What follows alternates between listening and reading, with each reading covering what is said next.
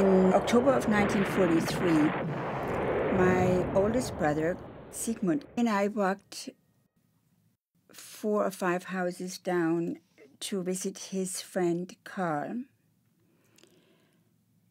And when we got to his kitchen, we heard an eerie silence coming from a room that was usually jolly. There was usually some laughter, some giggle, but there was silence. As we cracked open the door and walked in, we saw Carl sitting on his mother's lap in the middle of the room on a painted chair. She held him sort of like you would hold a bag of potatoes because Carl was bigger than she was ever going to be. Sigmund ran over to the chair, knelt down, and put his hands under Carl. And as he pulled them back out, they were full of blood. Frau Behrens seemed like she had lost everything.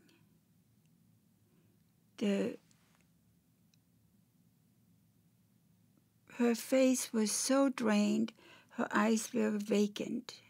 There was no spirit. She was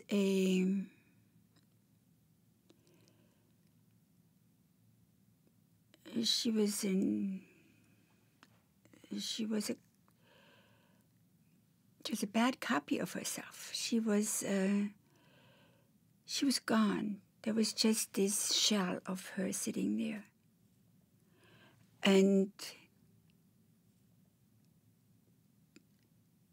I wanted to get out of there. I wanted to leave, just pretend that we could close the door and everything would be like the way it was before.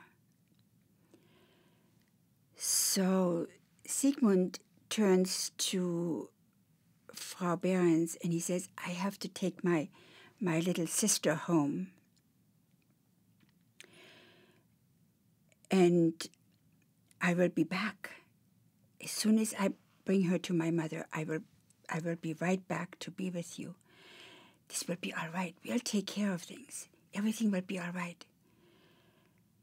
And Frau Behrens turns her head sort of like a windmill that's running out of air. She turns her head and said, Sigmund, what happened? How did Carl get hit with this shrapnel? And Sigmund answers, I don't know. We left each other in the street. I ran to the bomb shelter, and he ran to the kitchen. At that point, she dropped her head and started to cry. So then Sigmund brought me back to our door and ran off. I did not go home, ring that doorbell, and tell my mother whence I had come. I did not tell her what I had seen in that kitchen because it didn't seem safe to tell her.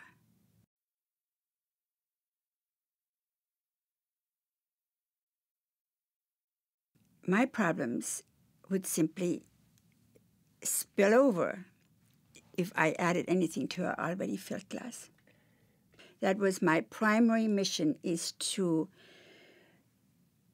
come home from Carl where I knew he wasn't going to get up from that chair.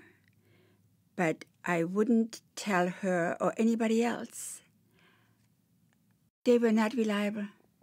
You can't count on one of them, whoever they might be, to take care of you. It was much safer for me to keep it to myself and go tell my dolls. they knew that Carl was dead. And they said, you have to take care of us. Something could happen to us just like it happened to Carl. Everything that mattered was survival, to be tough and to make it through. Don't ask, don't beg, don't make yourself vulnerable. Just never be vulnerable. That was the normal story of children on the war front at home.